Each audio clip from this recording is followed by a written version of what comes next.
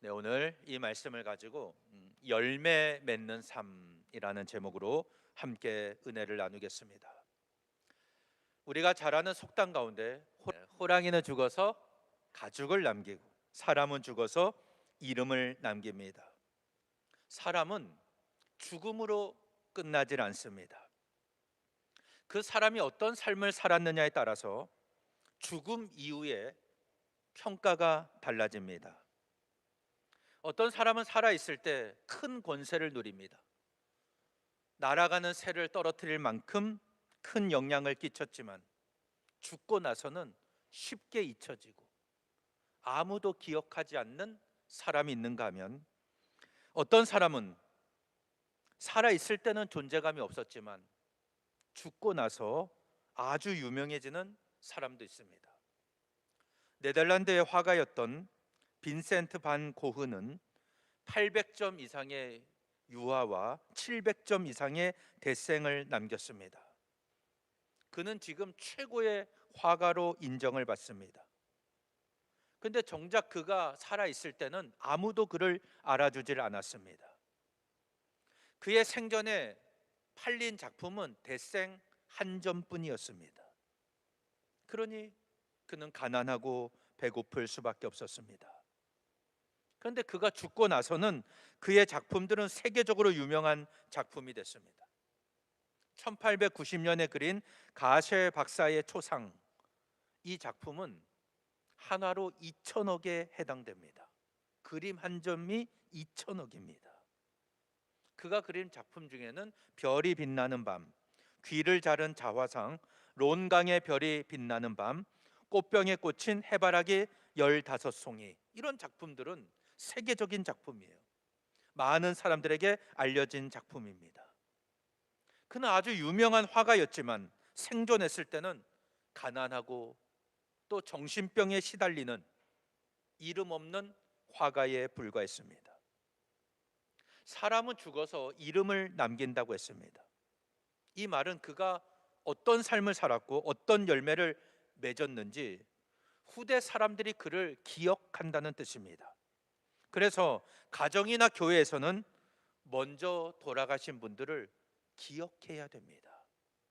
돌아가신 분들을 기억해야 되는 거예요. 그런 의미에서 부모님의 기일을 맞아서 강당 꽃꽂이로 봉헌한다, 혹은 점심 떡으로 섬긴다, 굉장히 귀한 일입니다. 먼저 돌아가신 분을 잊지 않고 기억하면 그 육신은 비록 죽었지만 그 정신은 후대 사람들에게 계속 살아 역사하는 것이 되기 때문입니다. 그래서 우리는 우리 조상들을 기억해야 됩니다. 그리고 그분들의 신앙의 유산과 삶의 열매를 계속 이어가야 됩니다. 우리 인생은 아무 이유 없이 와서 대충 살다가 죽는 인생이 아닙니다. 우리는 하나님의 백성입니다. 하나님의 계획과 섭리 가운데 지음받아서 하나님의 인도하신 가운데 하루하루를 살아가고 있습니다. 그리고 이 땅에서 우리의 생명이 다하면 하나님이 예비하신 영원한 천국에서 하나님과 영원히 살아가게 될 것입니다. 이게 신앙생활의 최종 목적입니다. 아무리 우리가 열심히 모여서 예배를 드리고 신앙생활을 해도 천국에 가지 못한다면 우리의 모든 과정은 다 헛될 수밖에 없습니다. 우리가 천국문 앞에 섰을 때 하나님은 우리가 교회를 다녔는지 안 다녔는지 이것을 묻질 않으십니다. 하나님이 물으시는 것은 신앙생활의 열매가 무엇인가, 이것을 물으십니다. 이 말은 교회를 다닌다고 천국에 가는 것이 아니라 신앙생활을 어떻게 했는가, 이게 중요하다는 것입니다. 하나님께서 찾으시는 것은 열매입니다. 우리 교회가 하나님 앞에서 얼마나 아름다운 열매를 맺었는가, 우리 가정이, 내 개인이 하나님 보시기에 얼마나 합당한 열매를 맺었는가, 하나님은 그것을 보십니다. 내가 수십 년 신앙생활을 했지만 하나님 앞에 내놓을 만한 열매가 없다, 그러면 우리는 천국에 들어가지 못합니다. 그런데 이 말을 여러분들이 잘 이해하셔야 됩니다. 이 말은 행함으로 구원받는다는 뜻이 아닙니다. 구원은 믿음으로 받습니다. 예수 그리스도께서 십자가에 못 박혀 죽으심으로 내 모든 죄를 씻어 주시고 우리를 새롭게 하심으로 우리는 거듭난 하나님의 백성이 됐습니다. 이걸 믿고 내 입으로 시인하면 구원을 받습니다. 그런데 오늘 우리가 믿음이 있다고 생각하고 신앙생활을 하고 있는데 내 믿음이 정말 살아있는 믿음인가? 내 믿음이 진짜 믿음인지 가짜 믿음인지 어떻게 알 수가 있습니까? 진짜 믿음은 행함으로 이어지게 되어 있습니다. 야고보서 2장 17절 말씀 우리 다 같이 한번 읽어봅니다. 시작. 이와 같이 행함이 없는 믿음은 그 자체가 죽은 것이라. 행함이 없다면 그 믿음은 죽은 믿음이다. 이렇게 말씀하십니다. 이 말씀 앞에 보면 좀 더 자세한 설명이 나옵니다. 만일 어떤 사람이 믿음이 있다고 말하면서 행함이 없다면 무슨 소용이 있겠습니까? 그런 믿음으로는 구원을 받을 수 없다. 만일 어떤 형제가 혹은 자매가 헐벗고 있습니다. 먹을 것이 없어서 굶고 있어요.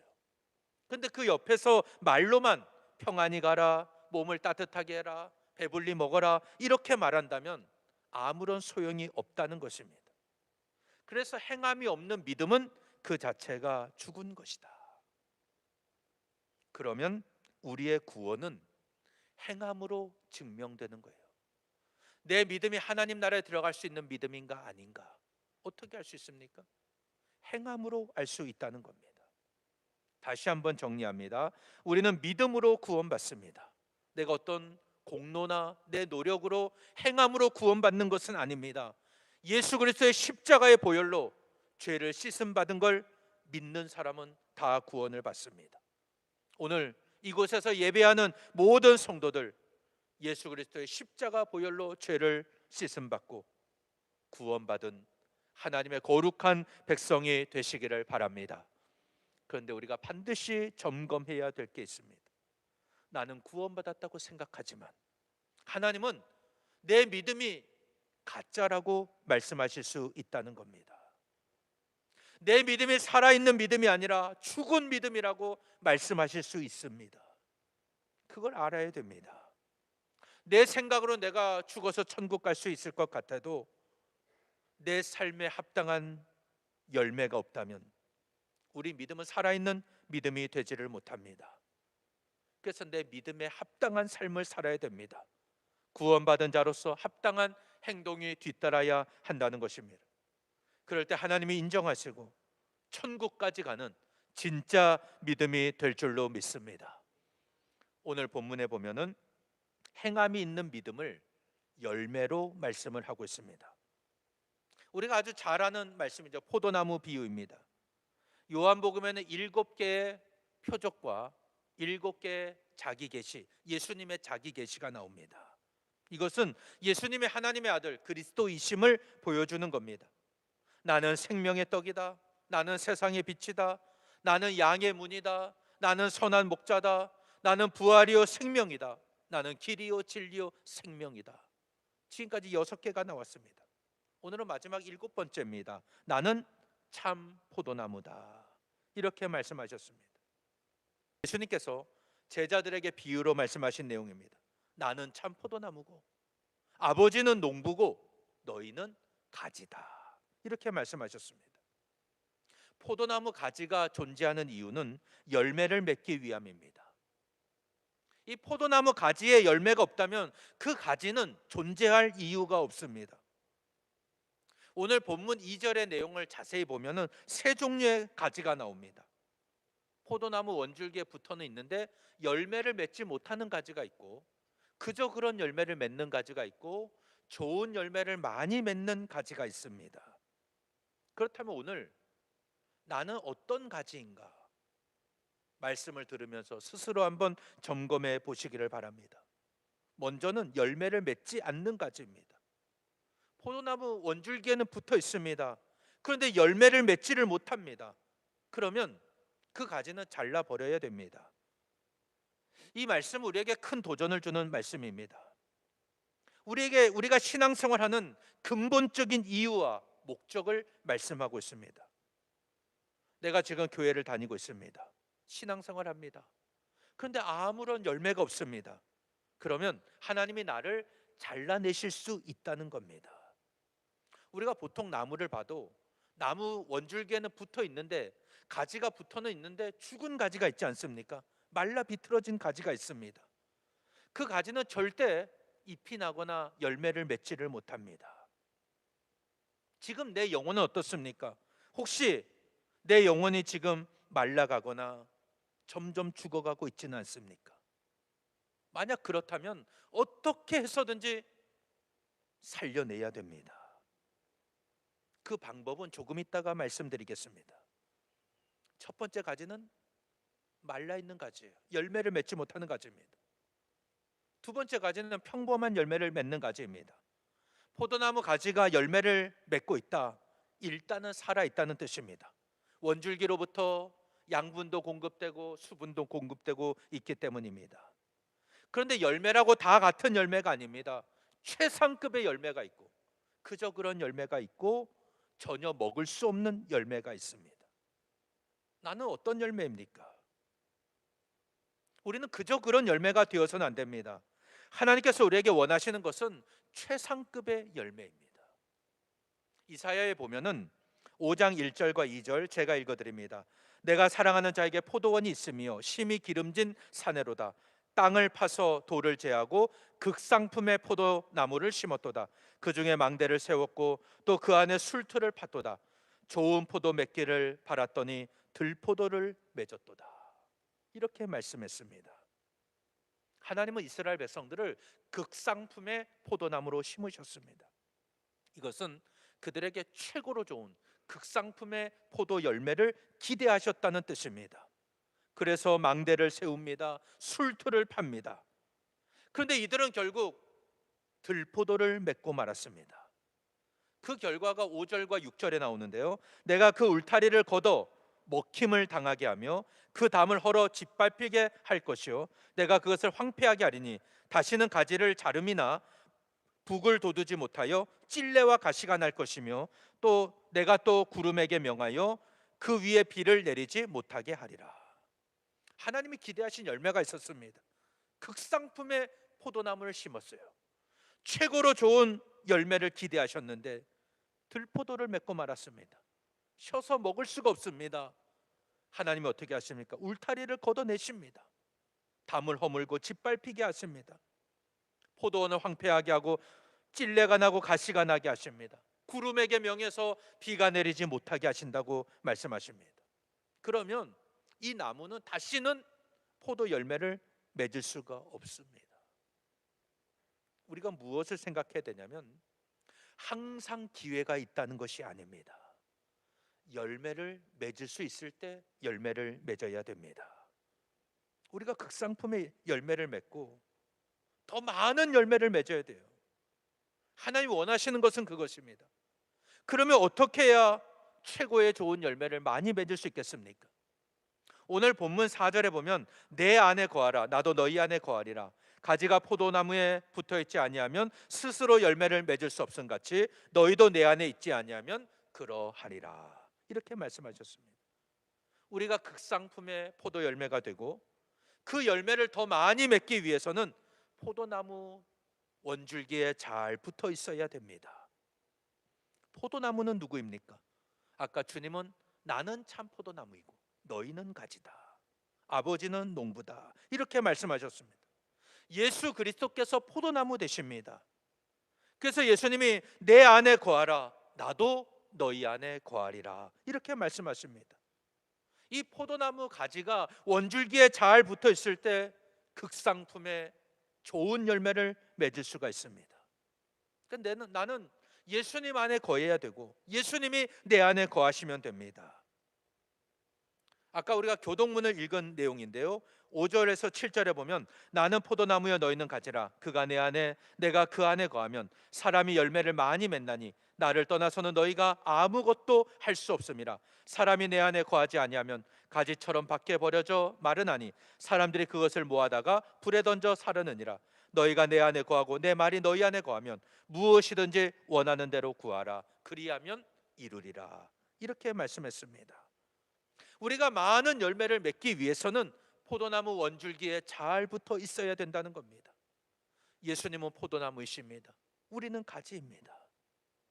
우리가 예수님 안에 있고 예수님이 내 안에 계셔야만 많은 열매를 맺을 수가 있습니다. 만약 이것이 떨어져 나가면 점점 말라 비틀어지고 맙니다.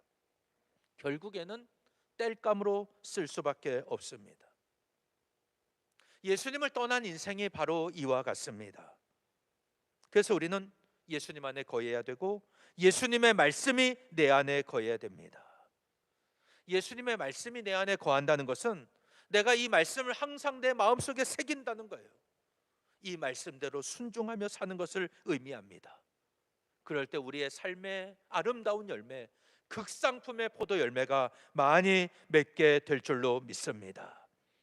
우리가 하나님 앞에 최고의 열매를 맺고 우리의 기도가 응답되는 비결은 바로 예수님 안에 거하는 것입니다. 그리고 예수님의 말씀이 살아서 내 안에서 역사하는 것입니다. 그럴 때 최고의 열매를 맺습니다. 하나님께 영광이 됩니다. 15장 8절 말씀 같이 한번 읽어봅니다. 시작. 너희가 열매를 많이 맺으면 내 아버지께서 영광을 받으실 것이요 너희는 내 제자가 되리라. 우리가 극상품의 열매를 많이 맺을 때 내 인생이, 내 삶이 하나님께 영광이 될 줄로 믿습니다. 하나님이 우리에게 열매를 찾으십니다. 그 열매를 많이 맺으면 예수님이 너희가 내 제자가 되리라 이렇게 말씀하십니다. 나는 예수님의 제자입니다 고백하는 게 아니라 주님이 인정해 주시는 거예요. 너는 내 제자다 이렇게 말씀하십니다. 그래서 우리는 예수님 안에 거해야 됩니다. 그렇다면 우리의 영적인 싸움은 무엇이겠습니까? 예수님 안에 거하기 위한 싸움이에요. 세상은 우리로 예수님으로부터 멀어지게 만듭니다. 내가 세상을 가까이 하고 세상을 사랑하면, 세상만을 위해서 살면, 세상의 가치관만 구하면 절대 예수님 안에 거할 수가 없습니다. 그러면 예수님 안에 어떻게 거할 수가 있겠습니까? 저는 오늘 본문을 쭉 보면서 핵심 구절은 3절로 보았습니다. 같이 한번 읽어봅니다. 시작. 너희는 내가 일러준 말로 이미 깨끗하여 졌으니.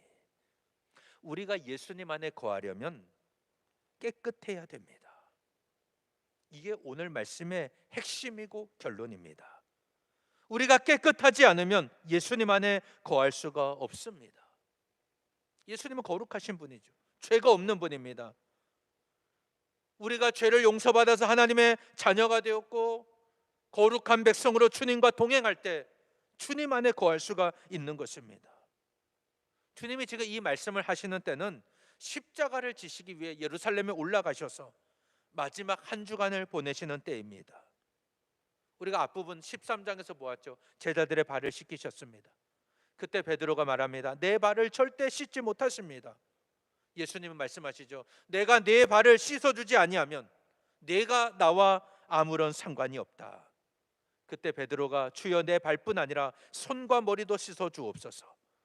예수님 뭐라고 하십니까? 이미 목욕한 자는 발밖에 씻을 필요가 없느니라. 온몸이 깨끗하니라. 이렇게 말씀하셨습니다. 이 말씀은 예수님의 십자가의 보혈로 우리의 죄를 다 씻어주셨기 때문에 우리가 거룩한 백성이 되었다는 것입니다. 예수님의 십자가의 보혈을 믿고 고백하는 사람, 시인하는 사람은 죄를 용서받고 구원을 받습니다. 예수님이 이것을 목욕한 것으로 말씀하셨습니다. 우리는 이미 목욕했습니다. 깨끗함을 입은 사람이에요. 그러면 발만 씻으면 된다는 겁니다. 내가 살아가면서 하루하루 짓는 작은 죄, 주님 앞에 회개하고 씻어내면 되는 겁니다. 예수님께서 우리에게 원하시는 모습이 바로 이것입니다. 우리가 날마다 회개하면서 내 죄를 씻어내고 주님 안에서 깨끗하게 살아가면 됩니다. 우리가 신앙생활하면서 자주 넘어지고 내가 예수님 안에 거하고 싶어도 실패하는 이유가 뭡니까? 내가 깨끗하지 못하기 때문입니다. 지금 내 영혼이 점점 말라가고 죽어간다면 어떻게 해서든지 살려내야 한다고 했습니다. 살려내지 못하면 결국 말라 비틀어집니다. 땔감이 되고 맙니다. 그러면 죽어가는 내 영혼을 어떻게 다시 살릴 수가 있겠습니까? 깨끗해지면 되는 거예요. 내가 깨끗해지면 살아납니다. 어떻게 깨끗해집니까? 우리가 읽었던 말씀인데요, 요한복음 15장 2절의 하반절 말씀 같이 한번 읽어봅니다. 시작. 무릇 열매를 맺는 가지는 더 열매를 맺게 하려 하여 그것을 깨끗하게 하시느니라. 예수님은 참포도나무시고 아버지는 농부라고 했습니다. 우리는 가지입니다. 농부이신 하나님께서 우리가 극상품의 열매를 많이 맺도록 어떻게 하세요? 가지를 깨끗하게 하신다. 이 가지를 깨끗하게 한다, 이게 무슨 말일까? 쉽게 해석을 하면 가지치기를 하신다는 겁니다. 제가 지난 주 중에 우리 김창기 지사님 농사 짓는 데 잠깐 방문한 적이 있습니다. 옥수수를 심어 놓으셨더라고요. 쫙 잘 자라고 있는데 지나가면서 밑에 또 나는 작은 그 가지들을, 잎사귀들을 따더라고요. 그거를 뜯어내야지 양분이 잘 올라가서 이 줄기도 잘 자라고 열매도 건강하게 맺힌다. 오늘 말씀을 준비하면서 그 생각이 났어요. 이 가지치기를 제대로 하지 않으면 좋은 열매를 맺을 수가 없다. 그저 그런 열매를 많이 맺는다고 좋은 것이 아닙니다.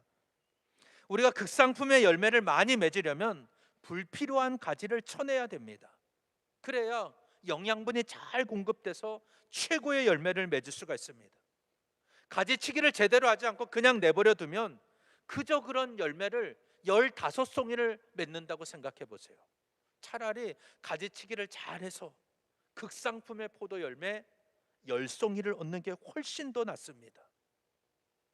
하나님께서 우리에게 원하시는 삶은 바로 그것입니다. 내 인생이 하나님께 최고의 영광이 되기를 원하시는 겁니다. 그럼 오늘 내 삶을 한번 돌아보십시오. 나는 최고의 극상품으로 하나님 앞에 영광을 돌리고 있습니까? 우리가 말로만 구원을 받는 게 아니라 내 삶의 열매로 하나님의 영광을 나타내고 있느냐라는 겁니다. 하나님은 우리를 극상품의 포도 열매로 나무로 심으셨습니다. 그렇다면 우리가 할 일이 뭡니까? 최고의 열매를 맺도록 내 인생 가운데 가지치기 해야 될 부분을 과감하게 잘라내는 것입니다. 오늘 내 삶을 더럽히는 것이 무엇입니까? 하나님은 깨끗한 그릇을 사용하십니다.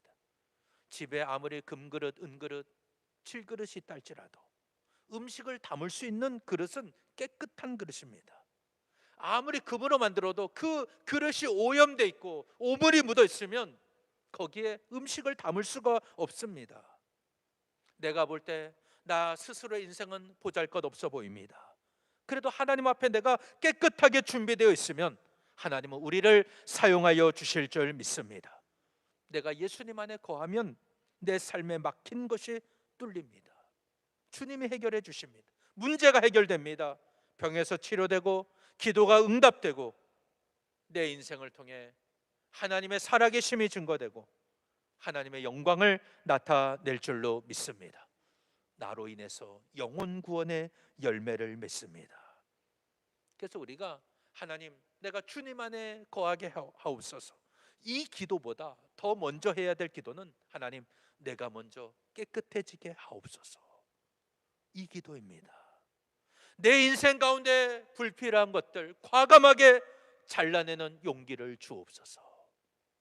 이게 바로 우리가 먼저 해야 될 기도입니다. 이 과정을 통과한 사람만이 예수님 안에 거할 수가 있습니다. 가지가 포도나무 원줄기에 붙어 있으면 많은 열매를 맺습니다. 우리가 깨끗해서 예수님 안에 거하고 예수님의 말씀이 내 안에 거하면 우리가 기도하는 대로 응답해 주실 줄 믿습니다. 사랑하는 여러분, 우리 모두 예수 그리스도의 십자가의 보혈로 죄를 씻음받은 하나님의 백성으로서 날마다 주님 앞에 죄를 회개하고 가지치기 하여서 주님이 기뻐하시는 극상품의 많은 열매를 맺는 저와 여러분, 하나님께 영광 돌리는 신앙이 되시기를 예수님 이름으로 간절히 축원합니다.